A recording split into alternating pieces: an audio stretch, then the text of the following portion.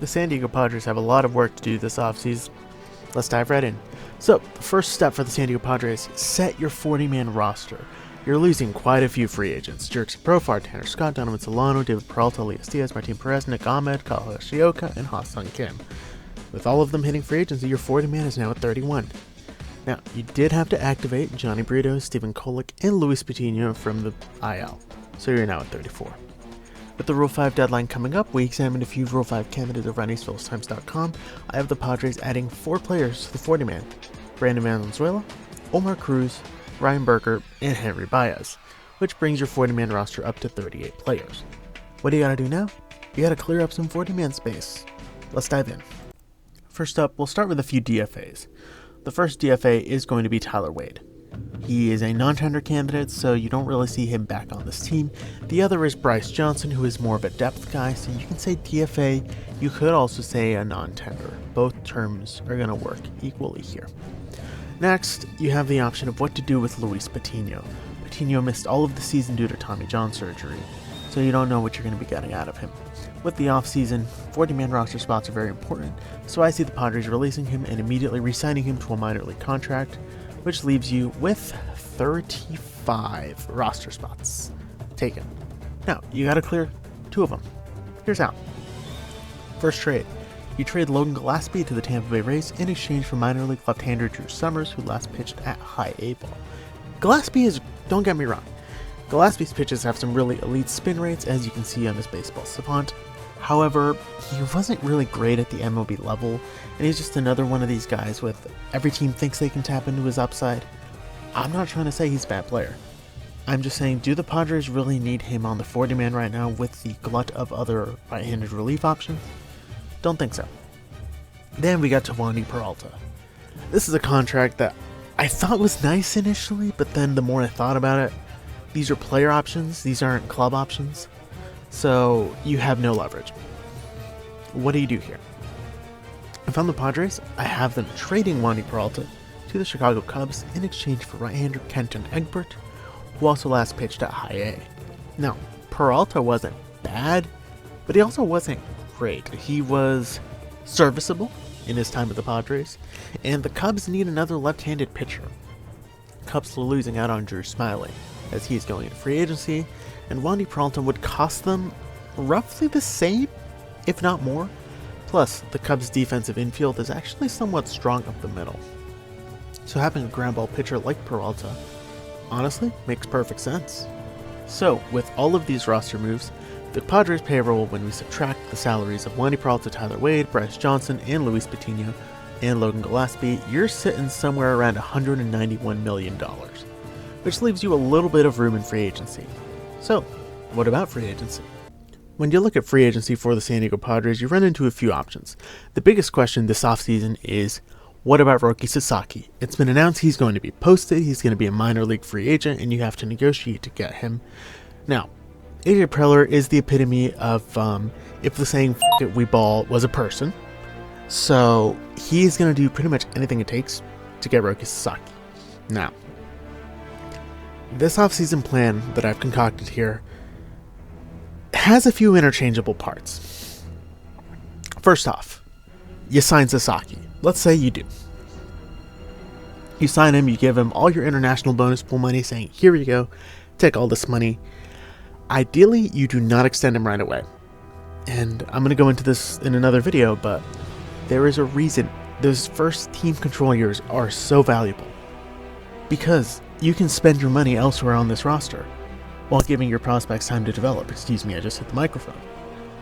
So if you sign Sasaki, you gave him all your international bonus pool money, but that does not count towards your CBT. So now that you have Sasaki in the fold, you have a few options of what you can do on the free agent market. First thing I want to discuss are re-signings. First re-signing, bring back Kyle Higashioka on a 2-year contract. For me, I have him coming back at 2 years, $10.5 million, which is averaging about $5.25 million per season. Now, Higashioka showed he can be a serviceable producer for the Padres. We saw it in June, we saw it in July, and we saw it in the postseason. Now, is he going to be your full-time starter? No, that's not why you're signing him. You're signing him because you don't have faith in Luis Campusano, and because you need a stopgap for Ethan Salas to be ready in 2026, or 2027, depending on how he progresses. So Higashioka is more than serviceable as a major league catcher, which is why I think you bring him back, and $5.25 million is not too big of a raise over what he was making in arbitration, and as we saw, Travis d'Arnaud got $6 million. So this shouldn't be too bad. I have the San Diego Padres adding a few pitchers in free agency who have not been on this team previously, the first of which is right-hander Tomoyuki Sugano. I have the Padres offering Sugano a 3-year, $22 million contract with opt-outs after 2025-2024. Plus, the Padres would get the ability to trigger a 2-year, $18 million club option if he opts out after 2025. Now, Sugano has been the ace of the Yomiuri Giants for over a decade now, and he's looking to come to MLB. He almost came to MLB after 2020, but the hell that was that offseason led him to return to Japan. Now, Sugano looks ready for the challenge of Major League Baseball, and if I'm the Padres, I give him the opportunity to start alongside his countryman in Yu Darvish, and an opportunity to be on a team that has the potential to make a postseason run. Sugano has experience in the WBC, so that cannot be denied as well. The next contract I have the Padres giving out is to a sort of swingman. I have the Padres bringing in Michael Soroka on a 1-year, $5 million contract with a club option for 2026. Now, it's easy to forget that Michael Soroka was once an ace. His 2019 season was phenomenal with the Atlanta Braves, and unfortunately, thanks to a pair of Achilles injuries, his career hasn't really had a chance to revive itself. I think San Diego is the perfect place for that, and while some fans may think, oh no, you don't want to bank too much on a bounce-back candidate, if you look at Soroka's final 16 games of the year, he was striking out a ton more batters than he was initially, his velocity was trending upwards. He really needed to get the health back on track before anything because he's shown he can be a very strong starting pitcher. Now, you're probably saying, but at Nerd Baseball, those games were in relief. The Padres have the biomechanics lab. They have Ruben Niebla. They have the ability to help Soroka get his sinker and his changeup back to their solid form. And honestly, Michael Soroka as your 6th starter, if you need him to be, isn't a terrible option. Just look at 2019 and even last season in relief. So when we add up the additions of Sasaki, Sugano, Soroka, and Higashioka, it brings your payroll to around $210 million, which still leaves you some room to play with under the luxury tax threshold. Now, I do see the Padres signing a pair of extensions, the first of which is Michael King. I have San Diego giving Michael King a 7-year, $103 million extension to take him all the way to the 2031 season. Now, you're probably wondering why is the value so low? Because the Padres would pay him his arbitration due estimate of $8 million in 2025, and that salary would go up to $15.83 million from 2026 to 2031. Michael King really proved himself for the San Diego Padres this season, earning a start in their first playoff game, pitching well against the Braves, and being their most consistent starter throughout the entirety of the season. The man almost threw like 3 no-hitters this year as well, so I think that can't be forgotten. And for someone who was the headliner of a package, he really proved that he is an ace in the making. The next extension is one that a lot of people might have some issues with. I have the Padres extending Luis Arraez to a 5-year, $80 million extension. Now, you're probably thinking, that's a lot of money. And you're not wrong. It is a lot of money. I have the Padres giving Luis Arraez $15 million in 5 seasons with a $5 million signing bonus. Now, Arraez is honestly the hardest player in the league to gauge how much his extension value would be because his strongest tool is one tool and all his others are below average. Now, he is projected for $14.6 million in an arbitration raise, so $15 million isn't too far off from what his arbitration salary would be, and he'll probably file for somewhere in the room of $16 million. So, I have the Padres extending him in this example, and even with these extensions, these salaries for 2025 are pretty much in line with what the team's salary structure is going to be according to the graphic we saw earlier. so their payroll remains around $211 million for luxury tax purposes. Now, before we go on, I have a few minor trades and one major trade. So, for the biggest trade of the San Diego Padres offseason that I've concocted, I have the Padres trading away Luis Campusano and Ryan Berger to the Tampa Bay Rays in exchange for Brandon Lowe. As we mentioned, Jurickson Profar is not coming back to this team in 2025 under this hypothetical example, and the Padres are going to need a left fielder. Now, Brandon Lowe fits the bill of what the Padres could use really well. He's an incredibly solid gap-to-gap hitter. He can play second base, he can play left field. In this situation, the Padres would have him primarily in left field.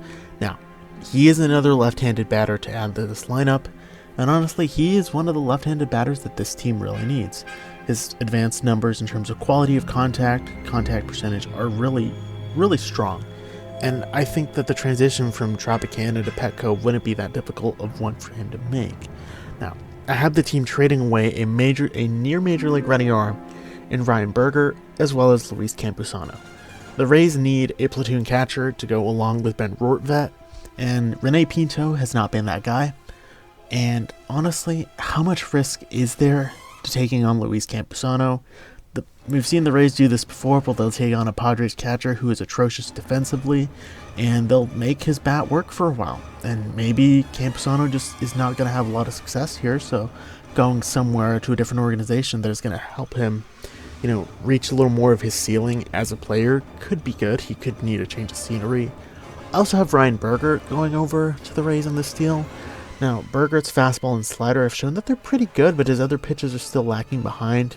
I think the Rays organization and their pitching development philosophy that really leans into pitcher strengths is honestly the kind of place that might help Ryan Berger unlock that next year.